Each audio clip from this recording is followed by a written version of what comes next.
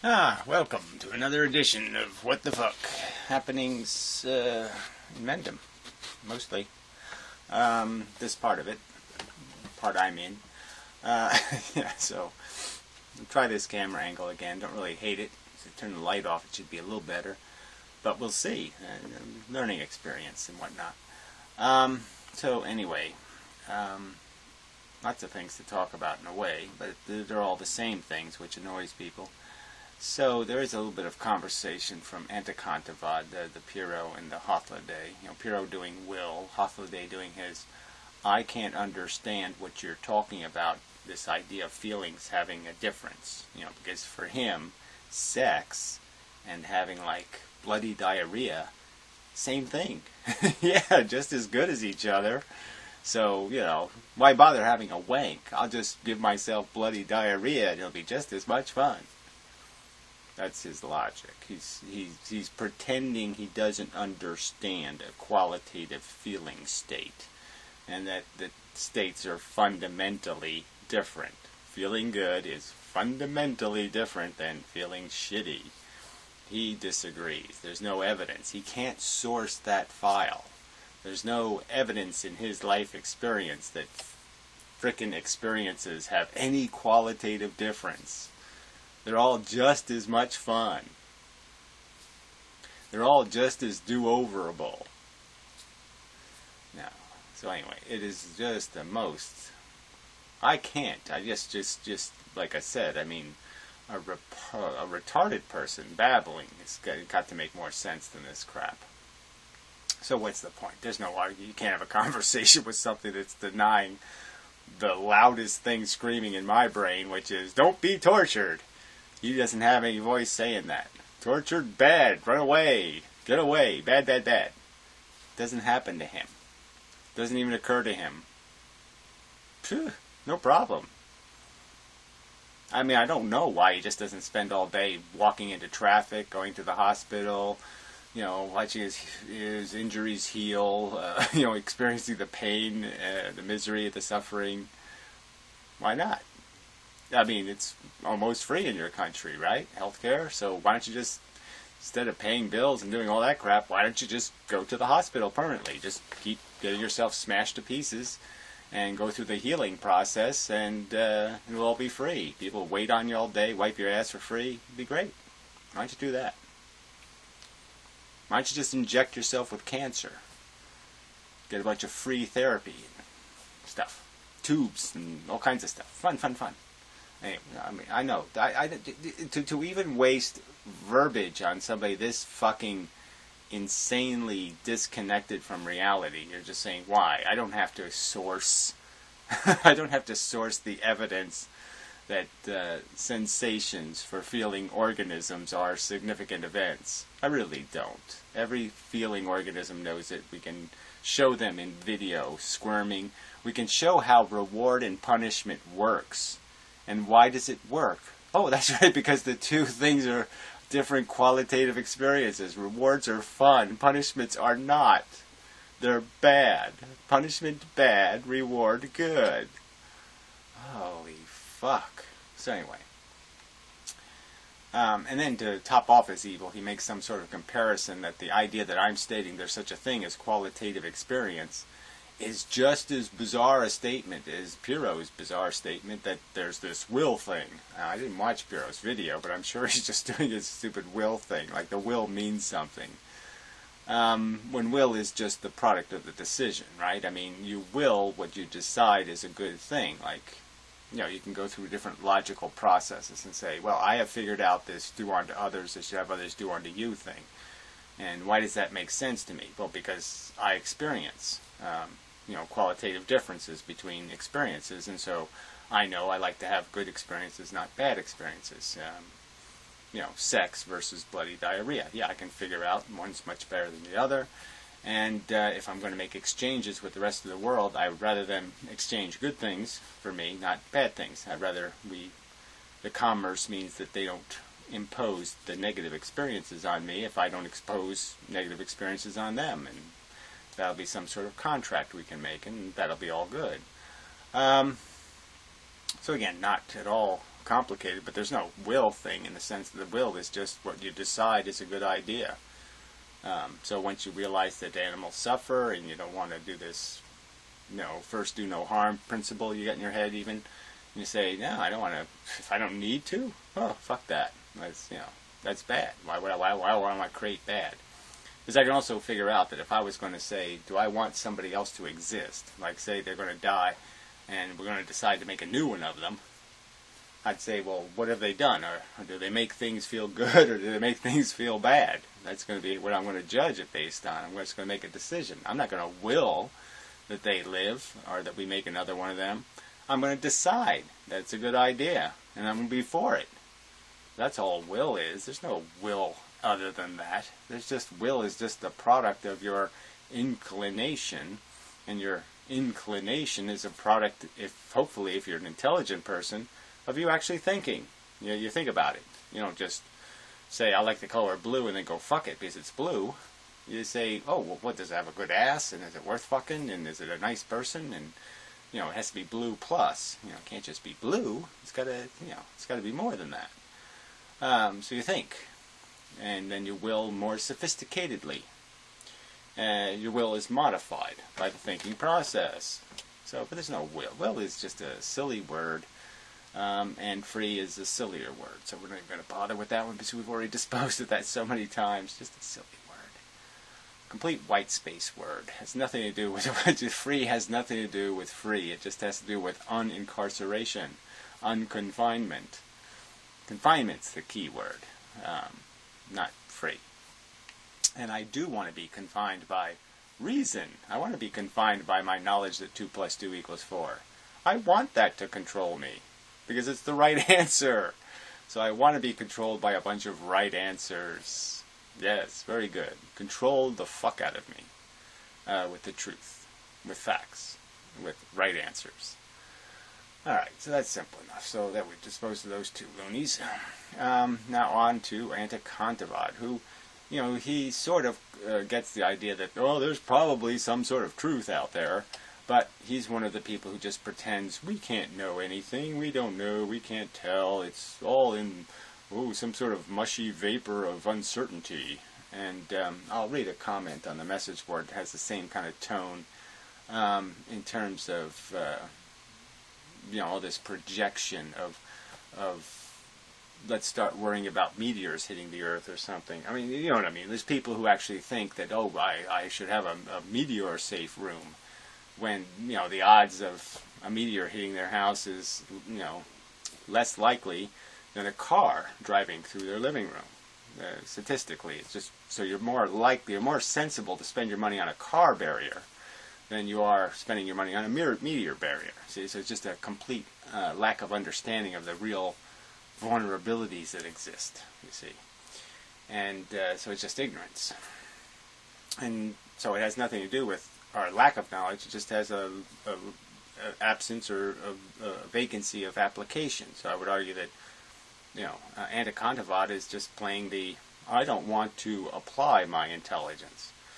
because it's more convenient, because then I can do what I want. But see, I want to make the meteor safe room because I can make an excuse to keep the wife out, and I can do what I want in there, and blah blah blah. So he has some sort of other reason to pretend he doesn't know the truth because he knows he can't jerk off in the car barrier, and he can in the meteor room, something like that.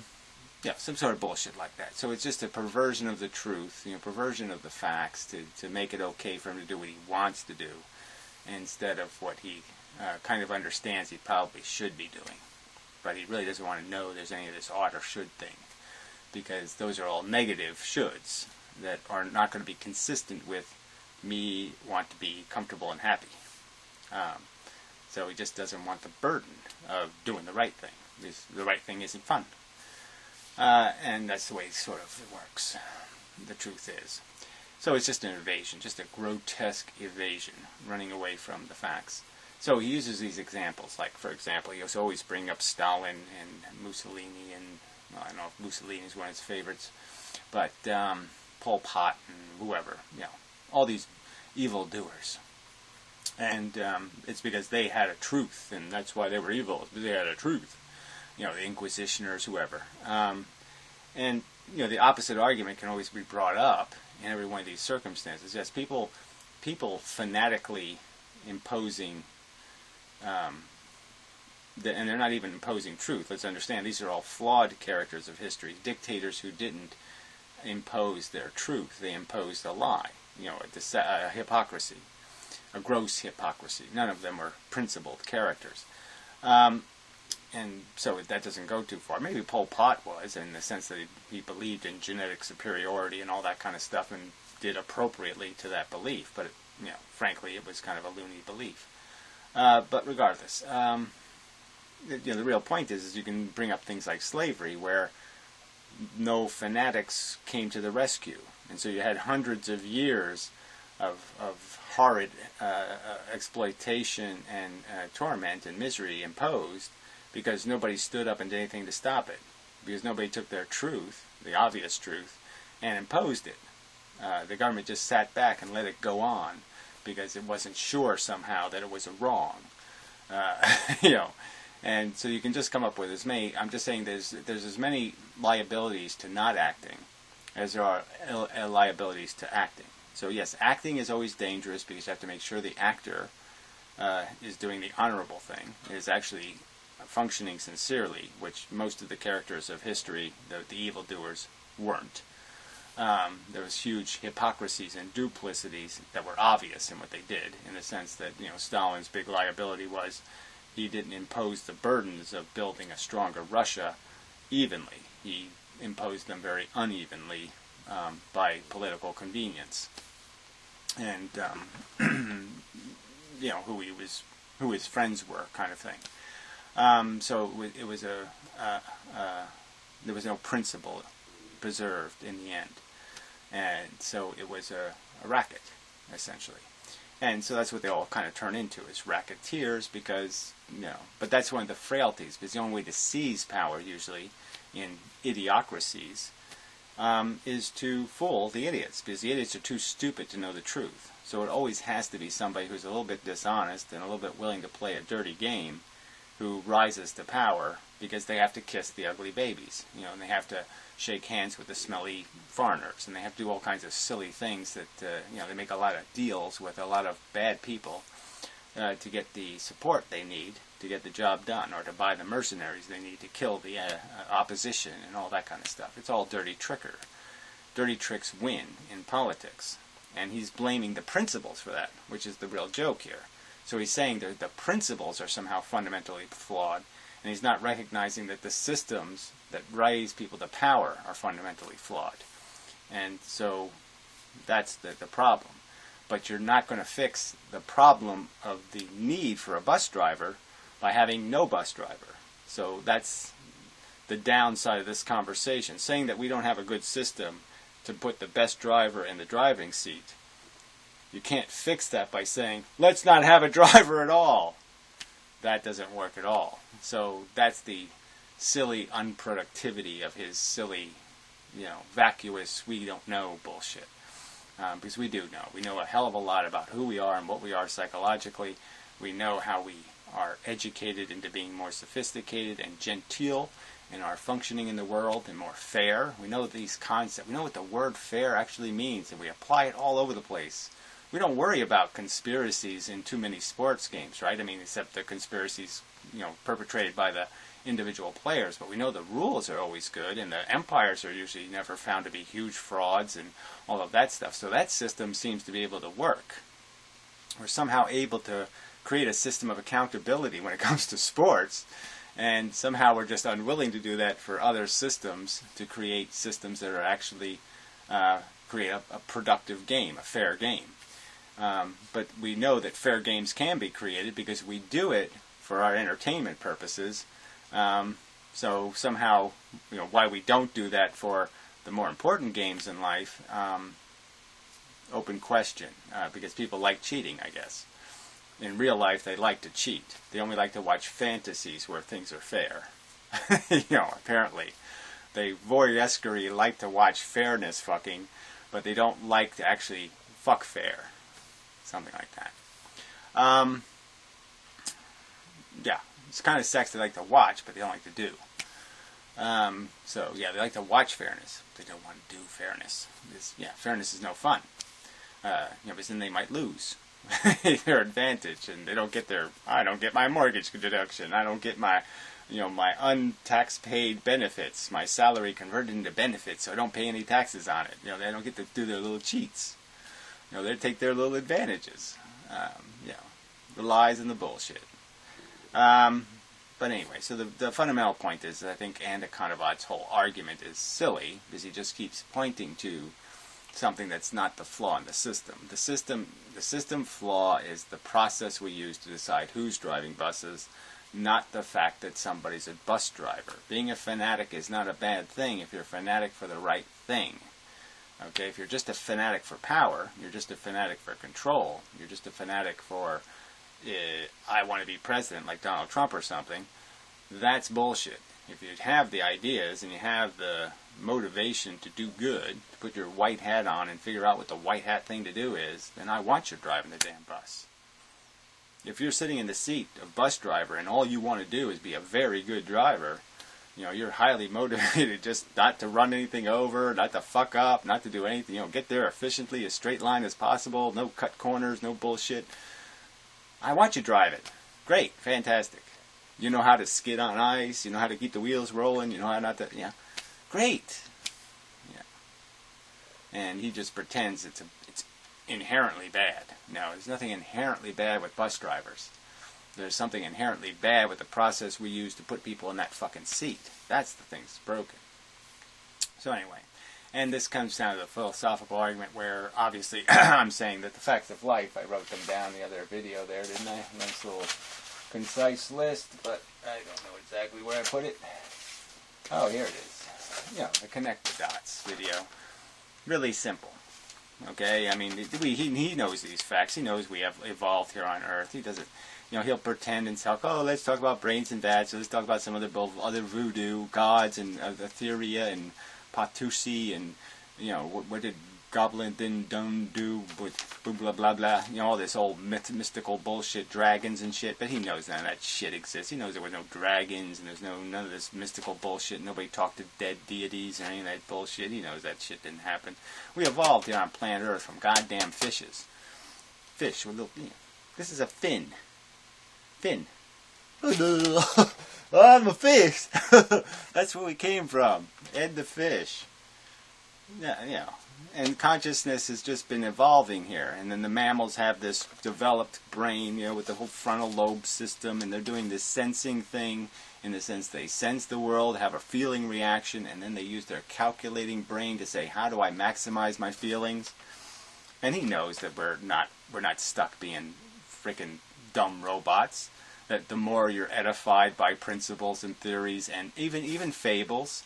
Fables aren't a bad thing. They're nice little metaphors. The little Three Little Pigs story. These are good little stories. They don't do any harm.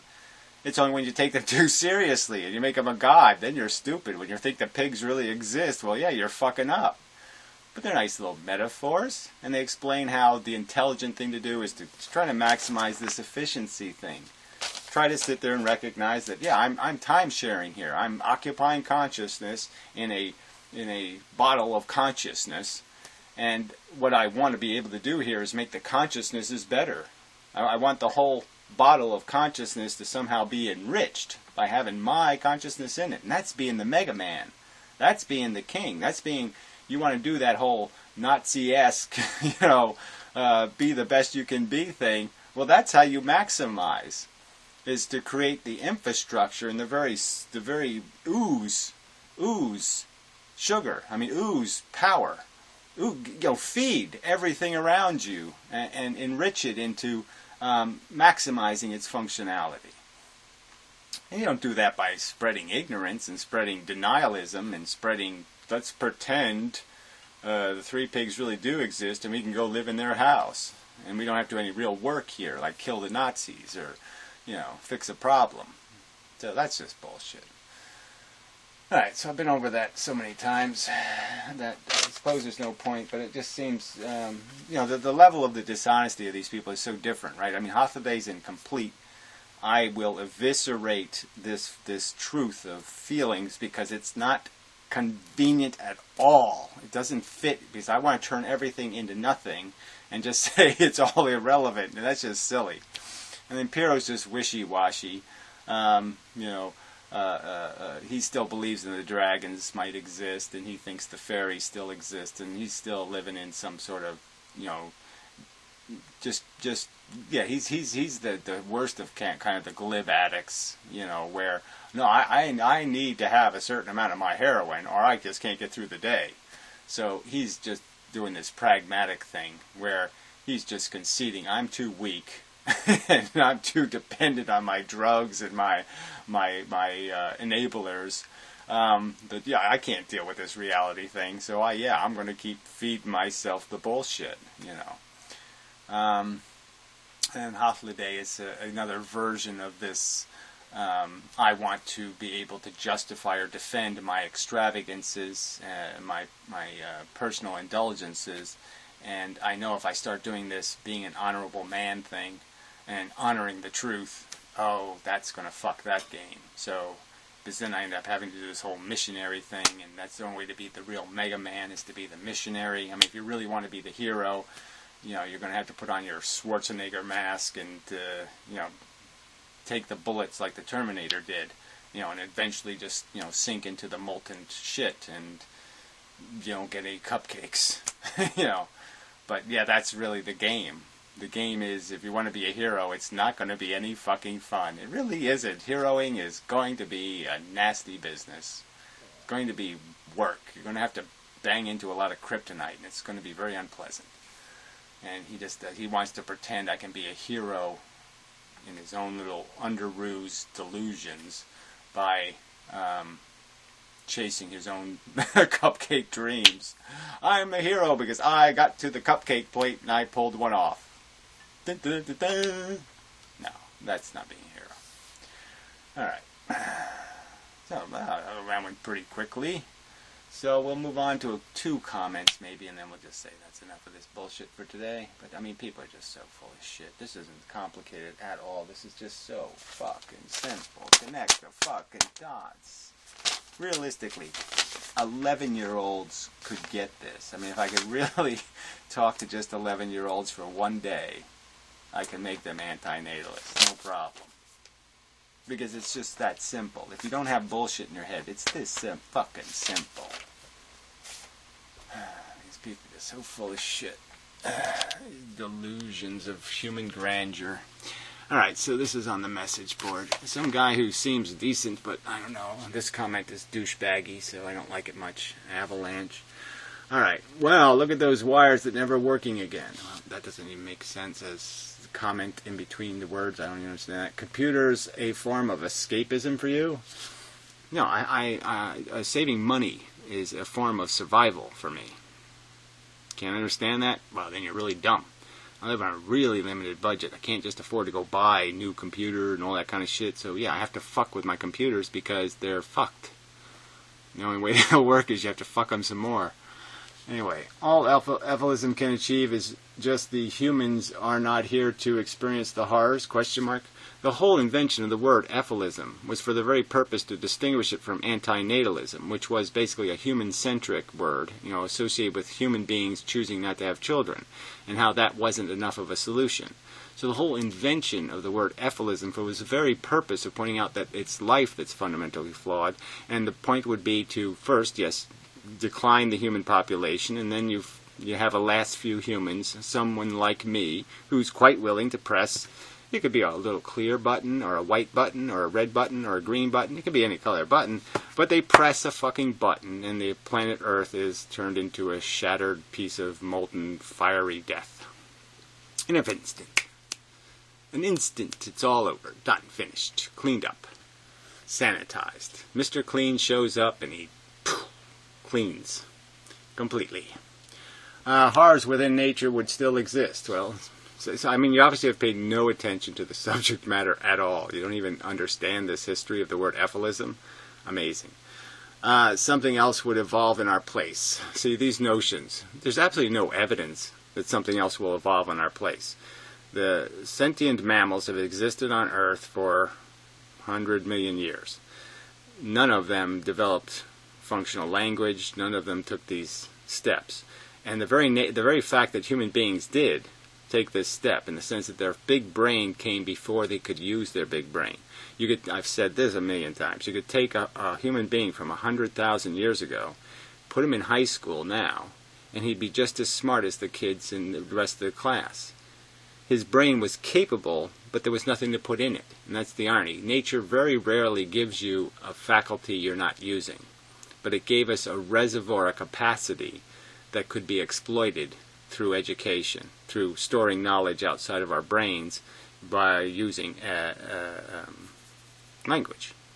And even storing knowledge in the sense that we could remember stories and tell each other the stories. That was the knowledge that was enabled through the use of language. Language was the key.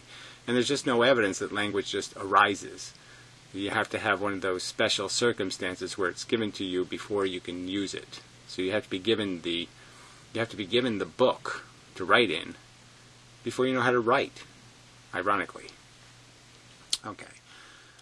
Is no guarantee that what evolved next is no less or worse than humans. Well, again, you keep saying there's going to be a next evolution. There's no evidence going to be. And really, this isn't about humans at all. So, again, you don't understand the philosophy at all. Eradicating humans from the face of the earth would only save 7 billion consciousnesses. It would do absolutely nothing for the thousands of billions, millions of billions of other feeling organisms on Earth right now that will be tortured every day. It will not save them from cancer. It will not save them from microbes infecting them. It will not save any of them from the horrible death and tortures they will have to endure. The tsunamis and all the other shit, getting drowned, getting destroyed, getting injured, having their arms cut off, all kinds of shit happening. None of those sentient organisms will. The gorillas will still drop from polio, and the chimpanzees. So you haven't done anything by just killing 7 billion humans. What comes next could be more messed up than us. Like I said, we're not the mess. Nature is a huge, bigger mess than we are. We're controllers. We're the ones responsible because we have the big brain. We can do the thinking and the understanding. So this mess is on us. We're the ones that can fix it with a button. Nature can't fix it. We can fix it. That's our evil. Our evil is that we know it exists and we don't fix it. That's evil. Taking humans out of existence would not fix much. Not for long anyway. So again, that's a theory based on absolutely no evidence. You have no evidence that any other organism will ever be able to go through the genetic mutations that enabled human beings to acquire complex language. You have no evidence. You have one sample, it could be one sample, it could be one winner in a billion, it could be one winner in a trillion. Showing me a lottery winner does not in any way say, hey, that's a winnable lottery. Because the lottery winner could have actually been a 1 in a Googleplex of chances of winning. And so it just doesn't mean anything to say, look, it happened once. Look, it happened once means nothing as evidence. My belief system now revolves around principles, morals, and values. Whose doesn't, kind of? But doesn't really mean, what's your principle? I don't give a fuck. What's in it for me? It doesn't mean anything. There's a form of damage limitation I call unorthodox Christianity. Well, anything you would call Christianity is really dumb. So it might as well be just unorthodox fabiology. What's the point? Christianity is just it's almost a Kantian philosophy of pragmatism. How do we negotiate with with reality? So, most of the old Jewish religion elements, the Old Testament parts of Christianity, are just a bunch of rituals about, how not to get diseases, and it really doesn't have anything to do with actually pleasing a God. It just has to do with how do you avoid diseases. Anyway, my version, all that matters are teachings, parables, and how to use as a measure that govern my every interaction with the world. I don't know what that sentence means. Parable, how to use as a measure that governs my every interaction in the world. I don't know what that means. I mean, I'm just saying, I'm all for principles. I don't see any point in parables and using. No point in getting fanatic about metaphorical three pig stories because they're usually not very realistic. It does not even matter who wrote them. Even one installs a value. Principles that once accepted says that you stay with you forever. It's a private belief. If or when are not relevant. If or and when are not relevant. Frankly, everything's, it's hard to say that something's not relevant. So you want to declare something irrelevant, that's your business. I think it matters who says something. It matters when they said it. And it matters the composition is always based on the maturation of the times, so to speak. So I think it does make a difference, and I don't see any point in being a fanatic for anything that can't be defended as a rational theory. Like you put it on trial and you say, is this a rational principle? So I don't know what your principles are, but I would like to try them because I think I could probably find they're guilty of something. Or when does not have much to do with everyday happenings on Earth, so it really not a question. Well, I'm just saying, obviously anything that has to do with your beliefs and what you do at any one moment have something to do with happenings on Earth, because we're all either squandering our time here, we're malicious monsters, we're ignorant monsters, we're some sort of thing that's going to be defined by how we interact in the world. And so I would say that anything that squanders or distracts me, say, as some people would say, from the mission, or doesn't empower me to complete the mission, or blah, blah, blah, blah, blah. These are all liabilities we all have to watch out for. There's all kinds of quicksand that you end up stepping in that makes your voyage home, slows it down, and wastes your productivity. I mean, if Superman really does fall into kryptonite's quicksand, he could spend years in there because he's too weak to crawl out, and he's just suffering and having a hard time. Well, that's just very bad. So if you get crippled by your own enthusiasm and you don't watch out for the bear traps, you could waste your existence on looking at your ideals rather than being pragmatic enough to get to your ideals. The strategy of getting there is just as important as the will to get there. That's a good quote. Another one. There's a million Gary quotes, Someday there'll be a whole book of them. A bit of luck, a big rock will smash into this shithole and smash it out of existence. Yeah, see, that's a positive aspiration. You're recognizing the thing is broken and it's beyond probably any kind of fix, and so yes, that would be really lucky if that could happen, but we can't count on that. So naysayers and nitpickers and bullshitters like you are you're just standing in the way of the job getting done by saying, well, you can't do that, you can't get the job done. Yeah, we can. But then again, it would start all over again, very probably somewhere else. Now, no, it's not very probable.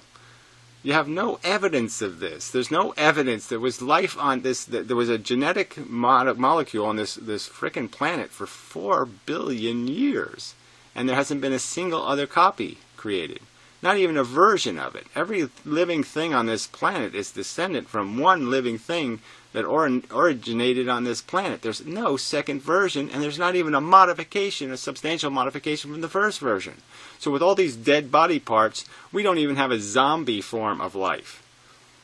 So, I mean, you're saying, it most probably will. You have no evidence. You have no evidence the hurdle of what abiogenesis is, let alone even creating the first neuron. Neurons only happen once on this planet, Dumbo. There's no other form of mechanism that allows for thinking.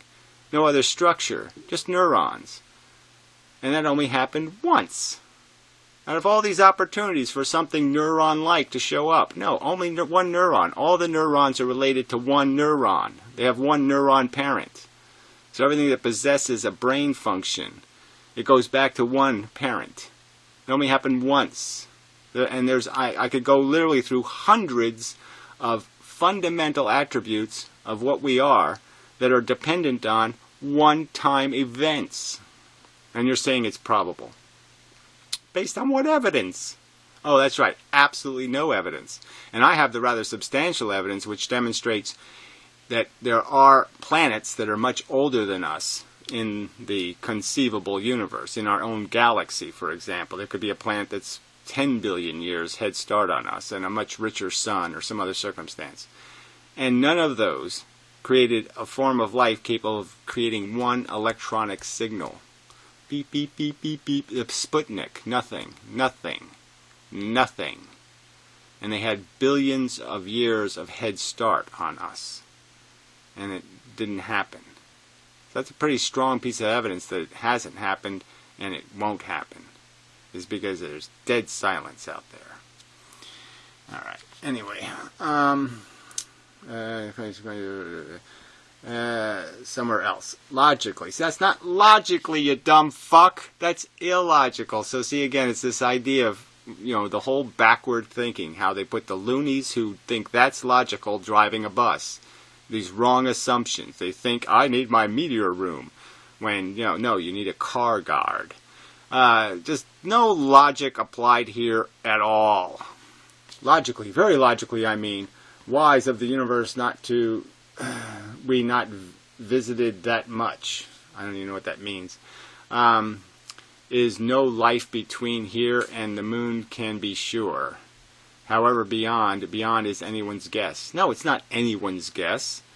Anyone has stupid guesses like you. This is a logically deducible scenario. We can figure out at minimum that life is an incredibly rare event because we can't create even DNA molecule 1 with all of our technology. All our king's horses and all our king's men can't make one single fucking Humpty Dumpty.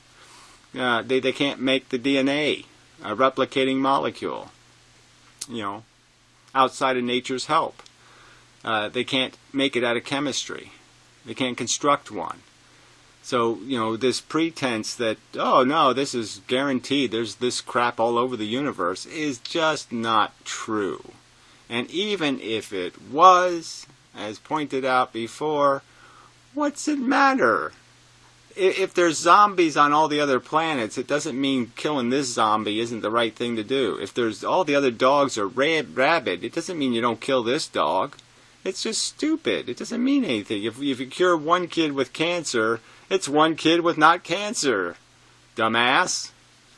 Anyway. Guys like Holiday come from countries whose government form is tyranny. Well, that doesn't even make sense. Few thousand years of tyranny changes DNA, ? No, it really doesn't.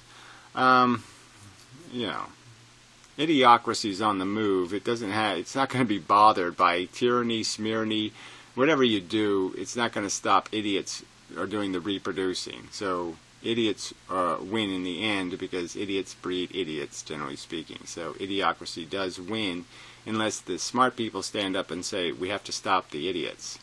We have to recognize the idiots are zombies. They are a threat to our civilization.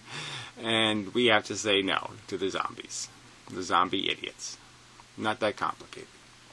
So anyway, I totally don't like your comment. Except for the hoping for meteor thing. But hoping for a meteor is of absolutely no value in this conversation. We have to actually motivate ourselves to work.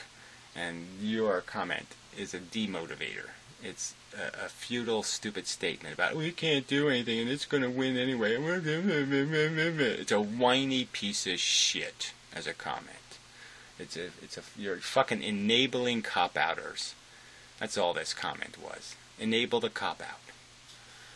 Fuck you. I hate that. Alright.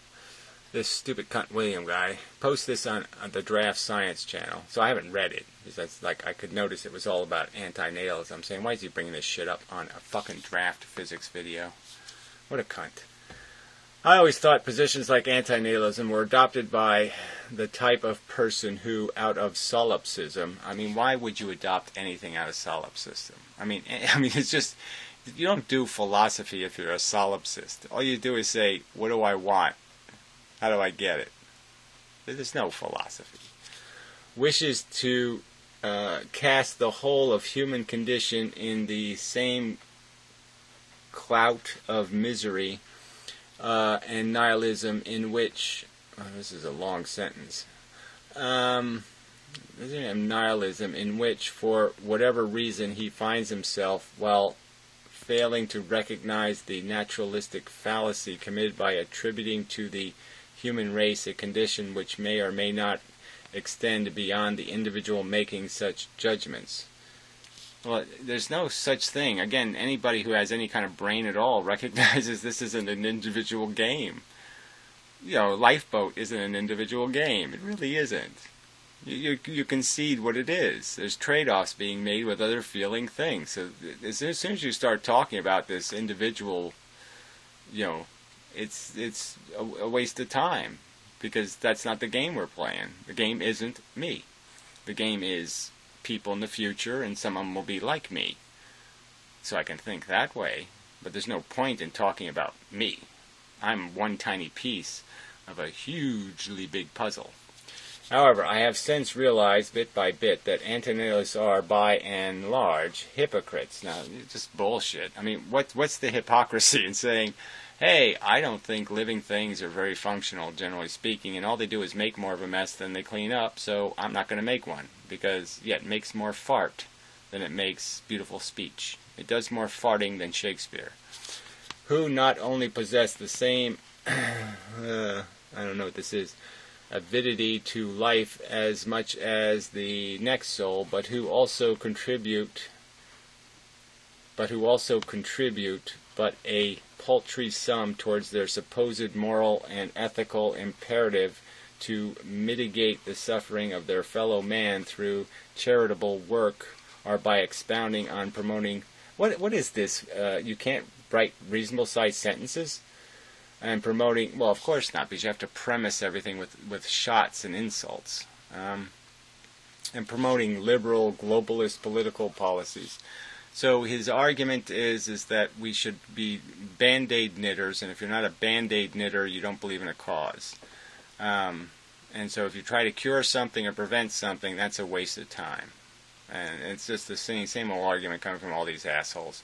So it's hypocrisy to think thinking is a good idea on a subject, or talking is a good idea on a subject. No, you're supposed to knit Band-Aids. You're supposed to sit there and wipe asses of old people, or you don't love old people.